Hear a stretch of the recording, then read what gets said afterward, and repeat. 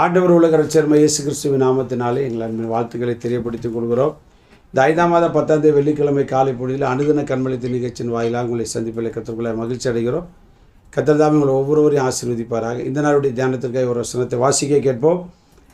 2 தெசலோனிக்கேயர் 1ஆம் அதிகாரம் 6வது வசனத்தை நம்முடைய தியானத்திற்காக நான் வாசிக்க கேட்போம். உங்களை உபத்திரவப்படுத்துகிறவர்களுக்கு உபத்திரவத்தையும் உபத்திரவப்படுகிற உங்களுக்கு எங்களோட கூட இளைப்பாறுதலையும் பிரதிபலனாக கொடுப்பது தேவனுக்கு நீதியாக இருக்கிறதே. கர்த்தருடைய நாம மகிமை. நம்முடைய ஆண்டவர் எப்படிப்பட்டவர் அப்படின்னா, ஏற்ற காரியத்தை பிரதிபலனாக தருகிறவர். இந்த உலகம் பிரதிபலன் பார்த்தீங்க அப்படின்னா எப்போதுமே நெகட்டிவாகவே தந்துட்டு இருக்கும். நமக்கு திரும்ப அவங்க கொடுக்குற நன்றி பிரதிபலன் அப்படின்னா நம்முடைய செய்கைக்கு ஏற்ற சம்பளம்னு கூட வச்சுக்கலாம். இங்கே வாசிக்கிற படுத்துகிறவர்களுக்கு உபத்திரத்தை கொடுப்பாரு, உபத்திரவப்படுகிற உங்களுக்கு இளைப்பாறுதல். அப்போ யாருக்கு என்ன கொடுக்கணும் அப்படிங்கிறத கர்த்தர் தெரிஞ்சு வச்சுருக்காரு. சில நேரங்கள் பார்த்திங்கன்னா மனுஷர் பண்ணக்கூடிய தீமைக்கு நமக்கு வரக்கூடியதான வேதனை, கோபம், எரிச்சல் என்ன அதான் சங்கீதக்காரர் சொன்னால் பொல்லாதவர்களை குறித்து எரிச்சல் அடையாது, நியாயக்கேடு செய்கிறவங்க பொறாமை கொள்ளாது. ஏன் அப்படின்னா கர்த்தர் பார்த்து கொள்வார். அவர் சொன்னால, இதோ அவனவனுக்கு நான் அளிக்கும் பலன் என்னோடு கூட. அவனவனுக்கு என்ன பலன் கொடுக்கணுமோ அது அவனுக்கு தெரியும்.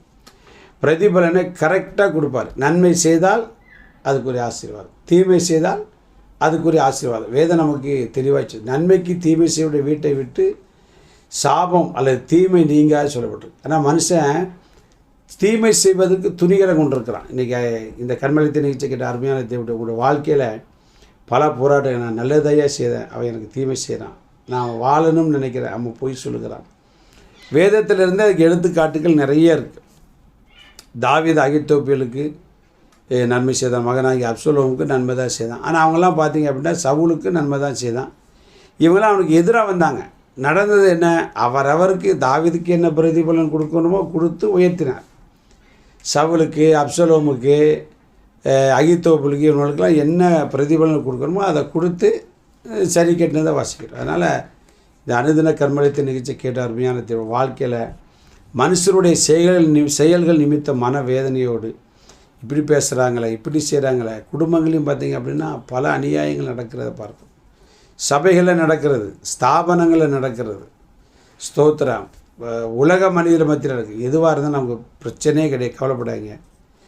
பிரதிபலன் கொடுக்கிறவர் நம்முடைய தேவன் கரெக்டாக கொடுப்பார். ஒருவேளை கொஞ்சம் லேட்டாக ஆகலாம், அவ்வளோதான்.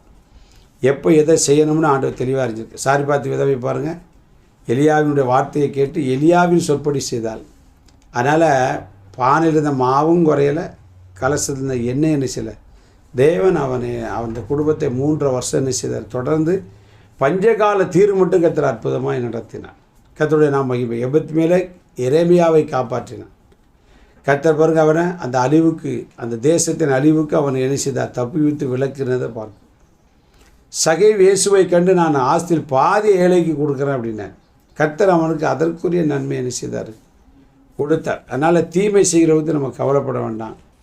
நம்முடைய ஆண்டவர் நமக்கு பிரதிபலன் ஏற்ற பரிசுகளை தருவதற்கு அவர் நேற்றும் இன்றும் என்றும் போதுமானவராக இருக்கிறார். அதனால் தீமை செய்கிற கொடுத்து உங்கள் மனவேதனையோடு நீங்கள் இதை கேட்டுக்கிட்டு இருந்தீங்கன்னா அதை அப்படியே ஆண்டவர்கிட்ட கொடுத்துருங்க. தாவீது ஒப்பு கொடுத்தது போல் அகித்தோப்பின் ஆலோசனையை பைத்தியமாக்கிவிறாங்க. ஆண்டவர் கையில் கொடுத்தான், என்ன செய்யணுமோ அதை செய்தார். நீங்கள் உங்களுடைய வாழ்க்கையில் உங்களுக்கு தீமை செய்கிறது குறித்து அல்லது அநியாயமாய் உங்களுக்கு விரோதமாக எழுப்புகிற நபர்களை குறித்து கவலைப்பட வேண்டாம். ஆண்டவர் கையில் ஒப்பு கொடுங்க.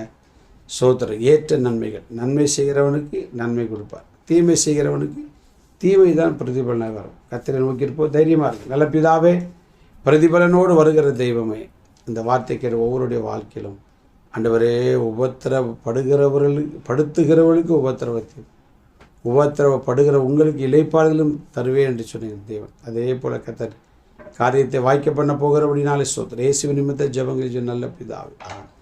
God bless you. நாளை காலை அனுதின கர்மத்தை சந்திக்க வரைக்கும் தேவ கிருபை நம்மை தாய் நடத்துவதாக. ஆமென்.